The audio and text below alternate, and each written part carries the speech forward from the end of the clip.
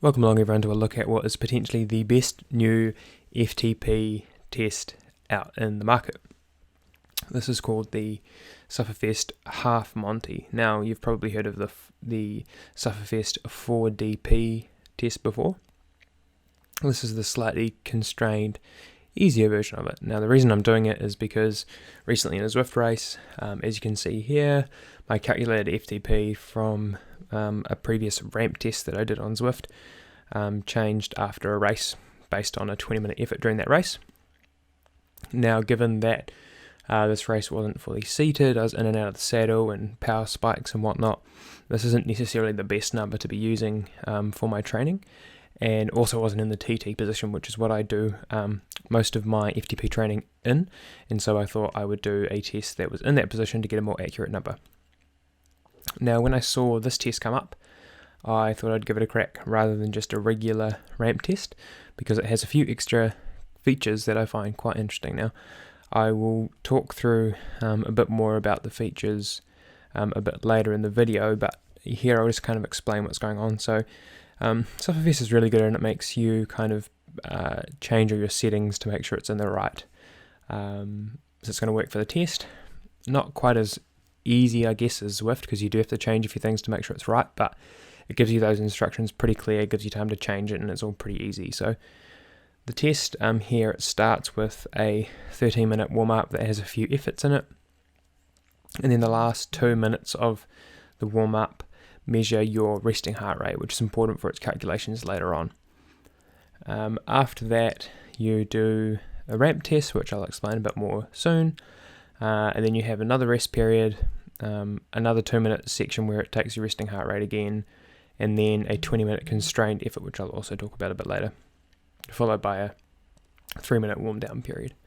So ramp tests I've used in the past, and I prefer them over a 20-minute effort for a number of reasons. One, they're easier. They're just easier to get out there, and they're less taxing on the body, so you can kind of do them in a training week a lot easier, or in an easy week to kind of measure where you're at, and you can use them more often in your training. Doing a 20-minute intense effort is quite taxing on the body and takes a lot out of you, so you need to make sure you're super fresh for it, and you also need to make sure that you don't have too much hard stuff coming after, otherwise you'll just be ruining your training. So the ramp test is valuable because whilst you still want to be reasonably fresh, you don't have to be perfect to be able to do it.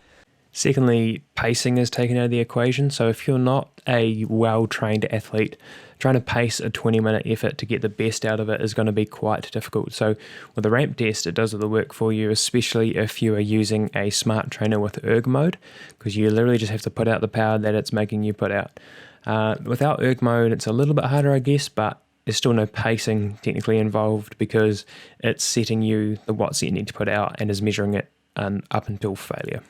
So those are the main two reasons why I prefer doing a ramp test. Now, ramp test has a lot of downsides that people speak about, one being it can over or underestimate your numbers, and yeah, that's a thing, but it mostly overestimates numbers for athletes that have really high 5 or that 1 to 5 minute power area.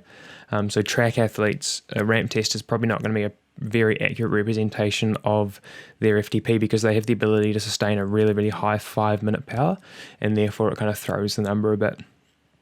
If you're an aerobic-based athlete, like a distance triathlete will be, or you're not a track rider or something like that, then a ramp test is probably going to be pretty good. It may slightly underestimate, but I'd say it's only going to underestimate your number if you are really good at pacing a normal FTP test. So in general, for the bulk of cyclists, and in particular for triathletes, I think a ramp test is more than appropriate way to measure your FTP. Now, the difference here in just the ramp component compared to the Zwift ramp. So the Zwift ramp starts at 100 watts, so nice and easy, and builds up 20 watts every minute. Now, what Sufferfest does is when you put in your kind of what you think your FTP is at the start, it works out from that roughly what your maximal aerobic power is. Now you can alter that number, I didn't bother, so I put 320 watts in for my FTP, and it worked out about 384 watts for my maximal aerobic power. And then the first ramp starts at 50% of that number. So mine started at about 180 something watts. From there, it ramps up at a rate that it works out based on what you think your FTP is. And here it went up 23 watts per ramp, rather than on Zwift where it's just a fixed 20 watts per ramp. And then from there it's pretty much the same. You just keep riding until you can't ride anymore. So as you would imagine, because those jumps are a little bit bigger and it starts higher, you actually spend less time in the ramp phase than you would on Zwift. I think on Zwift, say you start at 100 watts and you finish at 400 watts, you've got 5 ramps per 100 watts. So you're there for quite a long time, right? Whereas in this one, we're already at 350 watts and we're only about 6 ramps in or 7 ramps in. So it makes it significantly harder, quicker, and it means it gets the ramp component out of the way nice and easy. Now, this is all done, like I say, in erg mode. And then once you finish the ramp test, which I'm not too far away from being finished here, it tells you to turn off your erg mode and just go to an easy setting, which you'll see in the video shortly. Now, the other thing that it does, which is quite cool, is it shows you a running summary of where it believes your MAP or your maximal aerobic power score is at. And it just bases that off the previous 5 minutes of effort, right? So you can see there 370 watts was the previous 5 minute kind of work that has been done here, and that's how it works it out. Now, I'm getting pretty close to being finished here. I think I just finished this ramp and then fail 5 or so seconds. Yeah, there we go, we're done now, into the 445 watt ramp. So this is me here turning off erg mode, and just what you do here is you stop pedaling for 15 seconds, once you have exhausted yourself. Turn off erg mode, pause, move it forward to the rest period, and then you just rest for a bit. So you can see it works out my map, and it came out as 399 watts, and works out your lactate threshold based on what your maximal 1 minute heart rate was during the ramp test. Now, it then uses that figure, so that heart rate figure, as well as where it believes your FTP is based on the ramp, to work out what heart rate zone you should sit in for this 20-minute constrained effort. So different than a 20-minute maximal effort like you have in a normal FTP test where you just go as hard as you can for 20 minutes, which you have to pace and it's really hard to do and get right.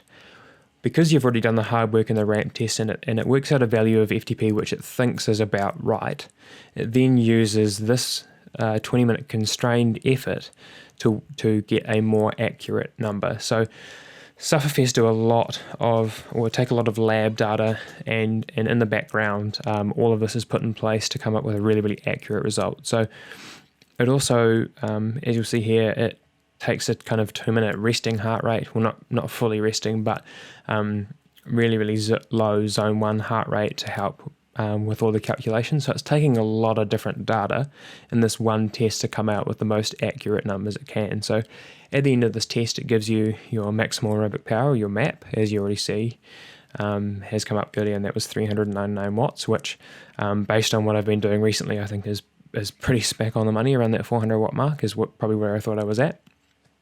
It then gives you your FTP, and it gives you a lactate threshold, which I already did before, of 166. So in this constrained effort, so you can see there I had to try and ride between 153 and 158 beats per minute for the 20 minutes, and it gives you a watt value that you should try and target at the start, which was 257 watts for me. Now, I wasn't quite there, that was too low to be able to get my heart rate up, but then it adjusts, so it works out what you've been riding at and how it's sitting in that zone, and it very quickly tells you what rate you need to sit at. So for me, after the first kind of 5 or so minutes, told me that I needed to be sitting around that 281 watt mark, which was where I was thinking. I was thinking somewhere between that kind of 270 to 290 range was probably where I needed to be sitting at that heart rate, and that's just based off other data that I already know, and how this test had gone. So ended up in that value, and then you just have to try and keep it putting that power out to try and keep your heart rate at that level, which not super easy, but not difficult either. And in terms of the intensity that you're riding at, it's definitely a sustainable effort. This effort should be an effort that you can do for a long time. For distance triathletes, is probably close to your 70.3 bike ride effort. So something that is reasonably comfortable for you to do, even though you've just done a ramp test, which can be a bit difficult. So you sit here in this period, and because you have this target, it's a lot easier than, like I say, trying to do a 20-minute effort. So Sufferfest have, as I mentioned before, their 4DP test, which measures everything. It measures your neuromuscular power, so your 5-second power, your anaerobic capacity, your 1-minute power, your maximal anaerobic power, which is your 5-minute power, and then your FTP. And it basically does that by doing all of those tests in one session. So it's a pretty hard session. You can jump on YouTube. I'll even put a link below of some people doing it. You can see how hard it really is for people to do this test.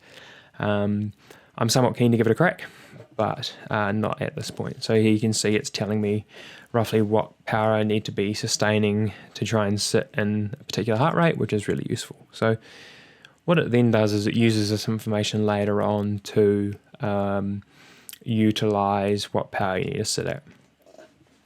So as we've still got a bit more time to go through this, I'm just going to talk about what I thought about the test and whether or not I'll use it going into the future. So I think that this is probably the most accurate test for triathletes or even time trialists, although if you're a pure time trialist, you're probably really good at a 20-minute effort, and that might be a good way to do it for you, but otherwise I think this is really accurate for that because it takes in so much data. For track riders, like I say, you're going to overestimate a little bit during that ramp, but maybe this constrained effort brings it down, so who knows. But I really like the test. However, the caveat to that is, at the moment, it's just Sufferfest's test, and as a online training platform, I prefer Zwift, purely because there's more to do on Zwift, there's more of the social element to it, and more people are on it, right? And so would I pay to use Sufferfest just for this test? Probably not. I think, personally for me, and personally probably for a lot of triathletes, that just a pure ramp test, which you can find on Zwift, is probably going to give you a pretty accurate representation of what your FTP is. And especially if you're working with a coach and you've got a lot of training data to work with, you've probably got a good lactate threshold, heart rate number, you probably understand all your kind of training. And so doing a ramp test is probably a really accurate way to get a good enough value to be training off. Now, the caveat there is that I do think that this is a really good test, and good data is always better than poor data, but I don't think that the Zwift data is bad, and I don't think that it's far enough off the money to actually be of any issue in your training. So from that, I would say I wouldn't pay for Sufferfest purely for this test, but I do believe it's probably the best test for someone like me as a distance athlete to use to estimate their functional threshold power. Now, it gives you lots of good instructions along the way, and I really like that, but it does hide the data for you until right at the end. But we're getting there, and so we're about to see what those numbers are, and it displays it really nicely. Now, it gives you both a neuromuscular number, that 5-second power, and that anaerobic capacity number, that 1-minute power, which it doesn't test. So it's just kind of basing that off all the data that's taken previously to give you an idea of where it's at. Now, on this, it puts my neuromuscular power at, I think, 1140 watts or something like that we're about to see. 1135 watts. I can't do that. I'll tell you that now. My 5-second best is like just over 1,000 watts, and so I certainly couldn't do that kind of power now. The anaerobic power was about 555 watts, which I think is probably reasonably accurate, actually. And then the rest of the numbers obviously are good. So I think all in all that it's a really good test. Try it out. Sufferfest has a 14-day free trial, so maybe you love it so much that you want to use it full time, but otherwise I'm going to stick with the Zwift ramp test. If you've liked this video, please like it, subscribe to my channel to see more content like this, and comment below what your preferred FTP test is. Otherwise, I will see you in the next video.